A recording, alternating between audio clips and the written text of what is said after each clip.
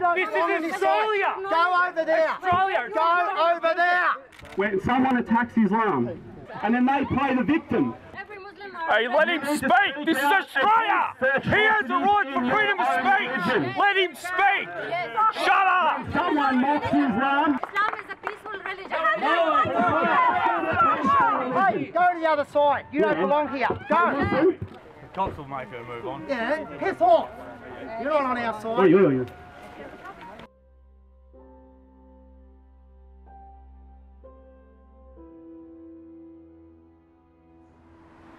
Islamophobia is still very much a big issue. All that Muslim shit on television is just like they're just using those people as a scapegoat. When something starts happening and before there's even, any information about the attacks, they actually just label it as they associate it with Muslim. It's just a repeat of what keeps going on in the world. You know what I mean? It happened to black people, the same thing. It is their religion and their choice, and I believe that they're entitled to that. In my view, prejudice is almost always born out of ignorance and fear. What saddens me is the fact that people don't think they're actively choosing to be ignorant. They think what they hold is a truth. And I bring back to the centre this idea that not why is the world the way it is, but why is it not more humane? Why is it not more compassionate? Welcome yet again to another event. First and foremost, I just need to say that congratulations to absolutely everybody who's embraced this concept, what began as an innocent, simple idea, to simply break down barriers and misconceptions and begin to live more humanely with a sense of communal integrity amongst one another. This is squarely a progressive Muslim women speaking platform. So from the outset, I will warn you, if anybody here, Muslim or non-Muslim, believes in the subjugation of women, the violation of women in any way, shape or form is condoned, please do not attend and leave now.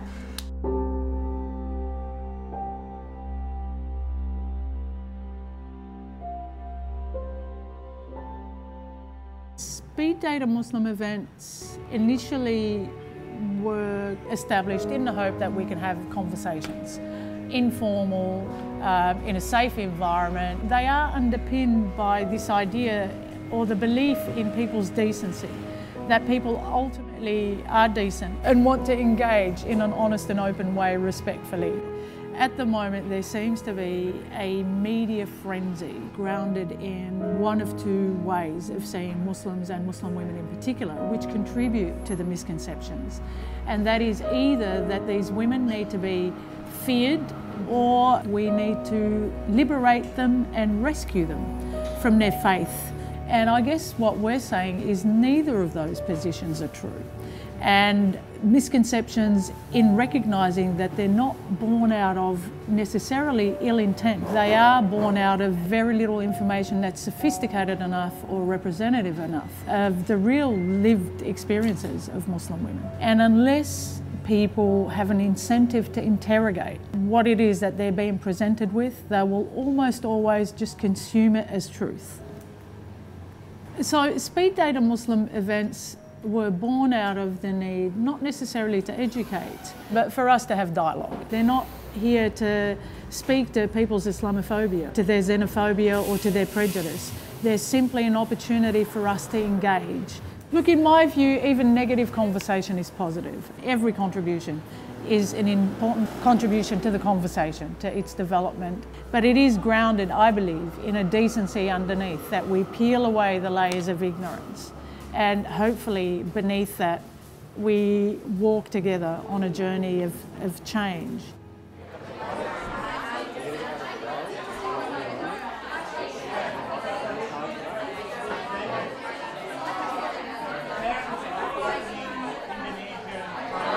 I suppose this is a more general question, but what is the relationship between culture, religion and patriarchy?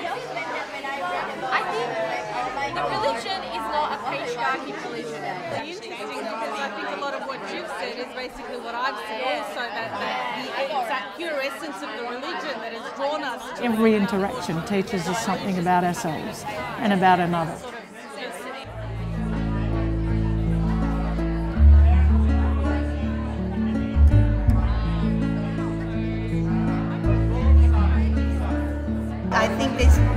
better format, because I think food is a universal language. It's just a good way for us to reconnect with the faith in general, with other people, with the non-Muslims, just to engage. I think this event has impacted the wider community in that it provides a safe space for the kind of conversation that needs to occur in order to challenge our basic prejudices and underlying biases. It's actually different from what I expected. I know I came in armed with some questions and I didn't use the questions. We ended up learning an awful lot of things about the young woman that we talked to that never would have come through questions. I think conversations are really important to have.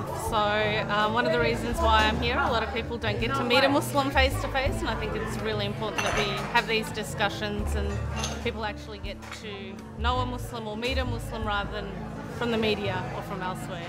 I'm a Muslim myself, but the main question that I have especially is to find the Muslims here who wear the hijab, and I just wanted to know what they feel about it, how people interacted with them after they started wearing it, since I don't wear it myself. I think the one thing that was accentuated for me is the diversity of the Islamic community. The tremendous diversity of views, diversity of cultures that go along with the religion. The biggest impact it has, I think, is showing the Muslim community how they can take control of the narrative. They don't have to be subjected to a certain narrative about who they are and what they are. We can't blame the Anglos and put them all into the KKK basket or things like that. So I think it's quite unfair, and that's why I think this is really important, that people can actually come and actually meet one and have a discussion with a Muslim and find out that we're not all ISIL supporters. You can actually go outside and meet a Muslim for yourself and ask them these questions. They're not so scary. I guess I've lived in fear of prejudice, and fear of prejudice is one of the most awful places to internalise as an individual. The more we can separate and put a little bit of distance between others' perception of you and your own perception and sense of yourself, the less prejudice impacts us. Every occasion to me is an affirmation of the extraordinary capacity of humans to be decent. Every single moment, whether we agree or disagree, the respectful disagreement that we can sit alongside one another with our differences, to me is so reaffirming of our capacity to grow and evolve. I'm not interested in why people behave badly. That my curiosity and interest and where I seek to engage people is, even in the face of adversity, why people continue to behave well. And they're the people we want to engage, and they're the people we want to be our tribe, and we want to walk the journey of life through. And I think if you can engender and facilitate that way of thinking about the world, we then tend to steer away from judgment and divisive conversation.